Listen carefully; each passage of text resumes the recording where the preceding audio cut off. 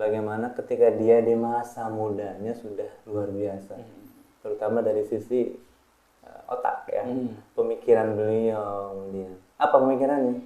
Ketauhidannya. Merasa takwa tanpa sadar terjebak rasa, dengan sengaja mencuri-curi, diam-diam ingkar hati.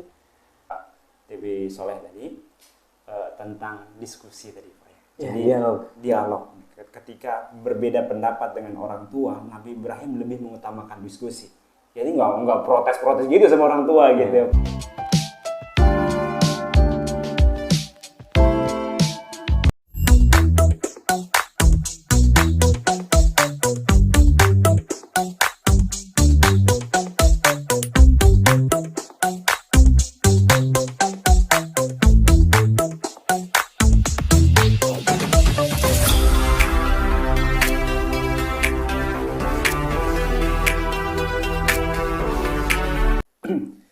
Assalamualaikum warahmatullahi wabarakatuh. Waalaikumsalam warahmatullahi wabarakatuh.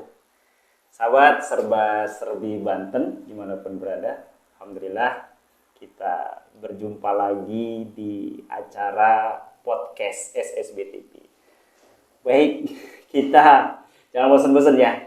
Kita menghadirkan narasumber yang memang teman-teman udah tahu ya.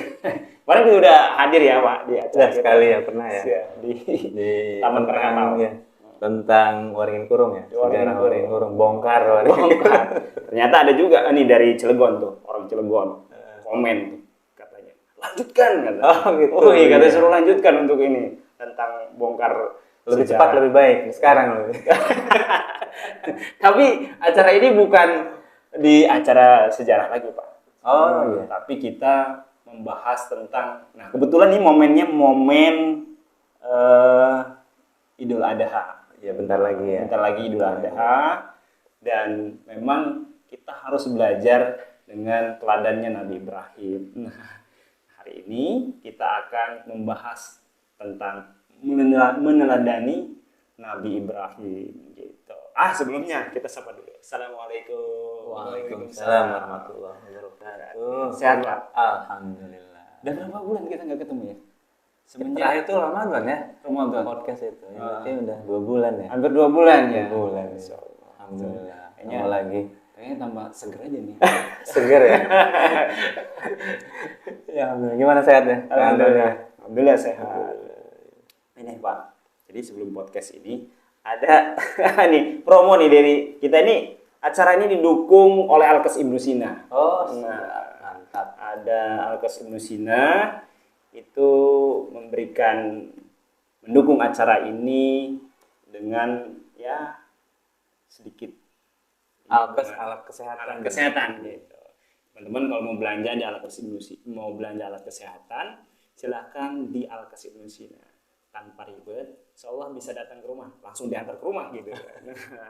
Di coupling by Tijan nanti. Nah. Kopi dulu Pak. Monggo. Coba di kopinya. Tadi baru ngopi nih. Oh, baru ngopi lagi. Nanti kita minum lagi. Baik teman-teman semua, sahabat serba-serbi Banten, ya dimanapun berada. Kalau lihat sejarah Nabi Ibrahim itu bapaknya para nabi. Subhanallah ya, luar biasa Nabi Ibrahim. Kalau kisah beliau itu beliau sampai ya lama nggak punya anak. Ya, Pak Tibi Agus. Lama kira ya. Hampir berapa tahun kira-kira itu Pak? 86 tahun. Masya Allah, 86 tahun. Menunggunya 86 sampai tahun. usia senja. Kita menunggu cuma 10 tahun aja. Udah galau ya. Galau ya Allah. Udah Putus asa. Rasanya gimana gitu. Ya Allah. Subhanallah, luar biasa sabar. Jangankan yang 10 tahun. Yang telat beberapa bulan aja langsung kadang gelisah itu. Iya, Masya Allah. Itu gelisahnya biasanya ada sesuatu. Kadang-kadang dia namanya pendorongnya banyak. Di antaranya dari luar. Gitu ya. Teman-teman semua, kita akan bongkar. Bongkar lagi ceritanya. Kita bongkar lagi. kisah tauladan Nabi Ibrahim. Bagaimana Nabi Ibrahim mendapatkan momongan gitu kan. Dari tahun 86 tahun itu baru mendapatkan momongan Nabi Ismail. Bagaimana? Ya, pertama mungkin saya berbicara di sini atas undangan Kang Antoni bukan sebagai ahli agama ya. Karena memang bukan ustadz saya. Iya. Tapi saya sebagai pembaca, Penulis ya.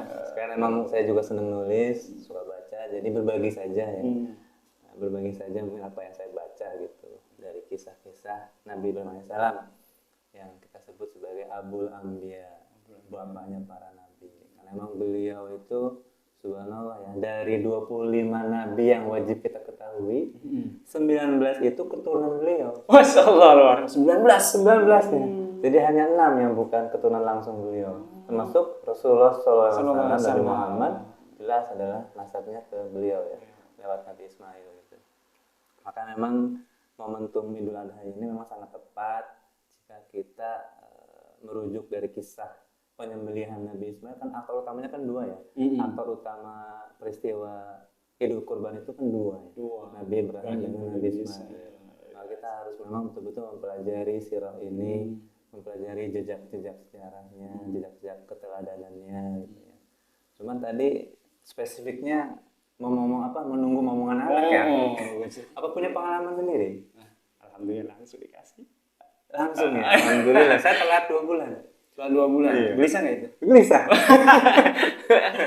Telat 2 bulan juga gelisah. Dan subhanallah punya banyak kenalan ya, baik itu saudara, kerabat ataupun teman yang memang diuji seperti itu.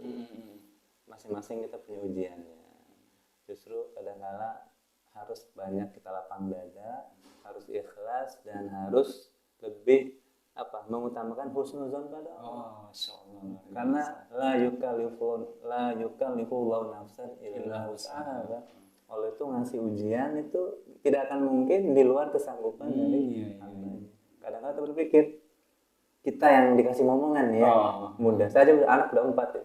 Alhamdulillah udah 4 ya. Umur Berapa sekarang? Sekarang umur 40. 44. Pas banget.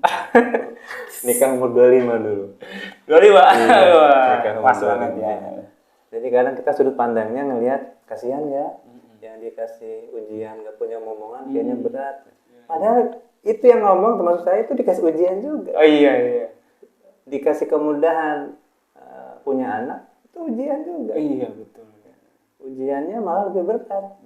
Amanah lebih berat. Iya betul. Justru mereka yang yang belum dikasih momongan, amanahnya hanya mengelola hati ya. Iya mengelola hati ya. Supaya lebih sabar, lebih ikhlas. Tidak pada dapat amanah seorang anaknya itu. Sementara kalau kita punya anak apalagi lebih dari 1, 4, masya Allah pertanggungjawabannya itu. Kadang-kadang kita berpikir seperti itu.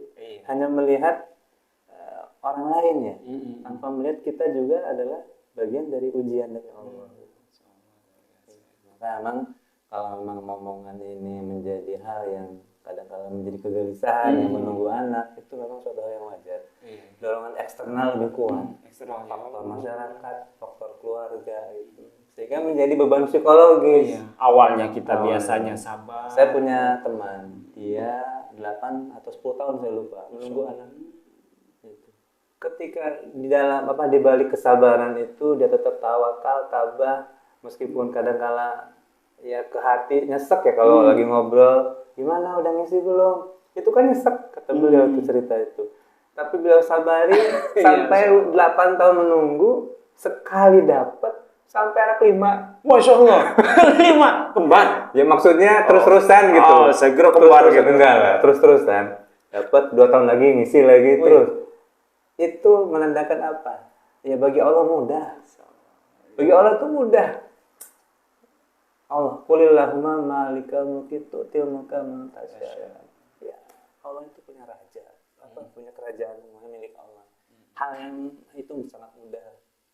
Mau punya anak, mau enggak. Ketika kita teknologi yang canggih ini ya, dengan apa tuh istilahnya itu? Supaya punya anak, bayi tabung. Ya kata Allah nggak jadi ya nggak jadi. Banyak yang begitu gagal. Yang gagal juga. Habis Ada teknologi yang sangat canggih. Jadi lagi-lagi kita harus mengambil hikmah dan ibrah dari itu semua. Kita ini hamba yang lemah. semuanya dari Allah, milik Allah, kan kembali lagi kepada Allah. Gitu kan.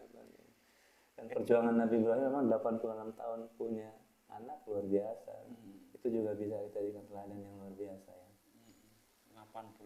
86 tahun punya Nabi Ismail lahir, setelah itu 13 tahun berikutnya punya Nabi Ishak. Masya Allah, langsung. Jadi umur 99 tahun anak kedua lahir.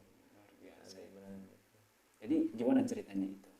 Nabi Ibrahim itu kalau saya tidak fokus pada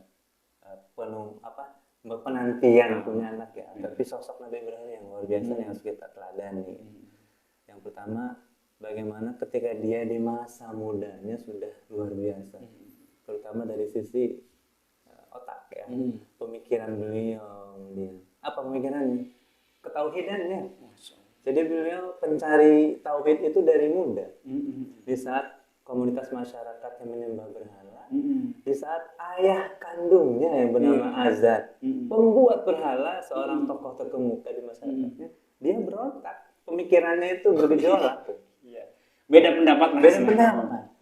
Dia merasa sampai ada dialog ya. Jadi luar biasa Nabi Ibrahim ini, dan juga Quran secara keseluruhan mengajarkan kisah-kisah itu bisa mendapatkan solusi dengan dialog. Jadi ajaran Al-Quran itu baik di dalam teks-teksnya gitu ya, juga kisah-kisah nabinya itu kebanyakan dialog. Nabi Ibrahim dialog dengan ayahnya kan, tentang protes dia, ya ayah anda katanya, ini engkau membuat patung, patung itu disembah engkau dan banyak orang sembah. Patung itu kan nggak bisa buat apa-apa. Tapi ayahnya tetap kekeh karena ini adalah warisan nenek moyang dan lainnya. Ini sesat, saya nggak terima dengan itu. Tapi tetap dalam menghormati beliau sebagai ayahnya ya. Itu dialog beliau. Dialog pencarian Tuhan dari seorang Nabi Ibrahim memang dari muda. Itu protes beliau kepada kondisi masyarakat saat itu. Belum kemudian bagaimana beliau seorang ulil albab ya. Ulil albab itu adalah pemikir. Dia memikirkan penciptaan langit dan bumi. Setiap malam dia bertafakur, mencari Tuhan. Siapa sebenarnya yang telah menciptakan aku? Siapa yang sebenarnya yang menciptakan diri? Muncul bintang di kegelapan malam. Indah sekali. Tuhan katanya. Ini Tuhan nih indah. Indah sampai terbit fajar, siang hilang, Tuhan itu tidak mungkin tenggelam. Ini lagi. Hilang lagi kan? Kesimpulan hipotesa dia udah ini lagi, nggak berlaku lagi. Malam dia berpikir lagi, muncul bulan. Indah juga kan? Di antara malam yang paling indah adalah bulan. Terbersit lagi di pikirannya. Ini Robku, ini pencipta nih. Sampai datangnya pagi, hilang lagi. Tuhanku nggak mungkin tenggelam. Tapi ketika siang datang matahari yang bersinar mengelilingi dunia ini dengan sinarnya yang luar biasa ya, dengan teriknya ya, kemudian dengan panasnya. Dia kemudian juga berpikir, ini lebih besar dari bintang, lebih besar dari bulan. Kemudian penerangannya bisa menyinari, ini Tuhan. Memasuki senja, memasuki maghrib, hilang lagi, ini bukan Tuhan saya. Terus pencarian itu. Sehingga akhirnya Allah kasih ilham yang kita abadikan dalam sholat, awal sholat yang namanya doa iftitah. Inni wajjahtu wajhiya lillazi fataras samawati wal ardh hanifan wa ma kana minal musyrikin. Jadi sangat menarik nih kisah Nabi Ibrahim, dan kisahnya salah satu sih yang saya tangkap tadi dari Pak TB Soleh tadi tentang diskusi tadi Pak. Jadi dialog. Ketika berbeda pendapat dengan orang tua, Nabi Ibrahim lebih mengutamakan diskusi. Jadi nggak protes-protes gitu sama orang tua gitu ya Pak, ya lebih taat beliau. Lebih taat. Jadi meskipun tahu orang tuanya kafir ya, tidak beriman pada Allah gitu, beliau tetap menghormatinya. Sampai akhirnya beliau protes itu kan menjadi kisah yang sangat melegenda ya. Ketika beliau menghancurkan seluruh berhala. Sampai menyisakan satu yang besar itu dikalungin. Itu kisah dari kecil kita sudah dapatkan di madrasah ibtidaiyah atau madrasah diniyah ya. Kalau di Waringin sebutnya sekolah sore kan. Karena sekolah sore kenapa? Habis SD, sekolah sampai jam 12 zuhur, istirahat, makan, sholat zuhur. Jam 1 masuk lagi tuh ke madrasah. Makanya kita orang kampung nyebutnya sekolah sore dulu itu. Oh iya. Itu para ustadz subhanallah yang ngajarin kita Al-Quran, ngajarin kita juz amma, ngajarin kita menulis bahasa Arab, ngajarin kitab-kitab juga fikih dan yang lain termasuk sirah. Nah, sirah yang saya dapatkan ini kan dikalungin tuh kapak satu supaya memang ini yang jadi tertuduh lah gitu. Nah, masyarakat ketika mau menyembah di waktu-waktunya ibadah mereka termasuk ayahnya kaget kan. Mereka semua sepertinya tidak ada lagi orang yang akan menghancurkan selain Ibrahim katanya. Iya. Karena yang paling tidak suka dengan penyembahan kita adalah Ibrahim kan. Ibrahim dipanggil kan. Saya masih ingat kisah dari ustadz saya itu waktu zaman kecil, ingat teman terus dipanggil. Akhirnya disidang di situ. Nabi Ibrahim dengan diplomatisnya kecerdasan beliau menjawab. Nah itu bukan yang paling besar ini Tuhannya katanya. Yang ngancurin dia gitu. Ngancurin dia gitu kan. Jadi semua supaya logis gitu dia arahkan ke situ. Orang-orang, kamu ini orang gila katanya. Yang gila siapa? Masa patung seperti itu bisa menghancurkan? Lah yang gila siapa? Kalau emang betul itu tidak berdaya, bukan makhluk, iya makhluk ya tetap ya karena ciptaan manusia juga, tapi makhluk itu ciptaan Allah ya. Lewat pikiran manusia, akhirnya manusia membuat berhalanya gitu. Ini yang nggak ada apa-apanya, nggak berdaya, masa kalian sembah? Tetap mereka nggak terima kan. Di sidang disimpulkan Nabi Ibrahim ini orang yang harus diberangus, dihukum, bakar. Padahal kalau secara logika, ya masa patung bisa semua. Dan luar biasa Nabi Ibrahim ini kan mencerdaskan orang sebetulnya kan, supaya orang berpikir. Jadi kita itu memang ada iman, tapi di dalam iman itu pasti ada rasionalitas. Itu hebatnya agama Islam. Semua dalil-dalil ayatnya yang berkaitan dengan keimanan kita, ya, jawabannya selalu ada. Cuma jawabannya ada yang belum ketemu, ada yang nanti mungkin banyak kan. Contohnya babi kan. Kenapa diharamkannya babi? Ya zaman dulu ketika Al-Quran baru diturunkan beberapa puluhan tahun kayaknya nggak berpikir tentang teknologi kan. Tapi setelah adanya teknologi bisa diteliti kan. Ternyata bahaya babi di situ. Unsurnya dalam kesehatan ya. Termasuk perintah sholat, perintah puasa. Ternyata ada hikmah di situ. Dengan sholat ternyata kita melancarkan peredaran darah. Ada lebih hebat dari sekedar yoga, perenungannya orang-orang yang ingin kesehatan ya, dan yoga dan lainnya. Belum puasa, dengan puasa kita juga bisa menghancurkan toksin dalam tubuh kita. Ada hikmah di balik setiap perintah Allah. Bagaimana dengan berwudu? Ternyata air wudu dengan doanya itu diteliti oleh peneliti orang Jepang yang kemudian masuk Islam kan beda. Air yang biasa unsurnya ketika diberikan unsur kalimat-kalimat positif. Masya Allah, luar biasa. Itulah kita harus yakin, kita harus bangga dengan keislaman kita dan jangan sekedar Islam saja. Kita harus belajar. Kayak saya juga selalu jauh, masih terus pengen belajar. Ya. Apalagi di Banten banyak ulama ya. Ya, kita bisa ke banyak ulama. Jangan mengkotak-kotakan ulama juga.